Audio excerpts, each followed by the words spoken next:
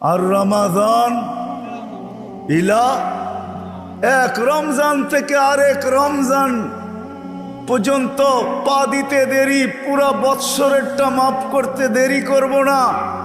আল্লাহকে যদি বলি তারপরেও যদি কিছু থেকে যায়, তুই মনে হয় ভালো মতে দেখিসই নাই, রহমতের পরেরটাই তো মাগফিরাত 10 দিন, ওটায় পুরা মাপ, কিছু থাকতেই দিব না।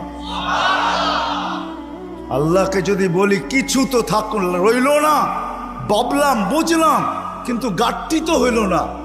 গাট্টি বোঝেন? মনে হয় বোঝেন নাই। কি বুঝছেন? যা কামাইছেন তা খাইছেন, খরচ হয়ে গেছে, কিছু গাট্টি আছে নাকি? হ্যাঁ, কি গাট্টি আছে? মাফ হয়ে গেছে, ঠিক না?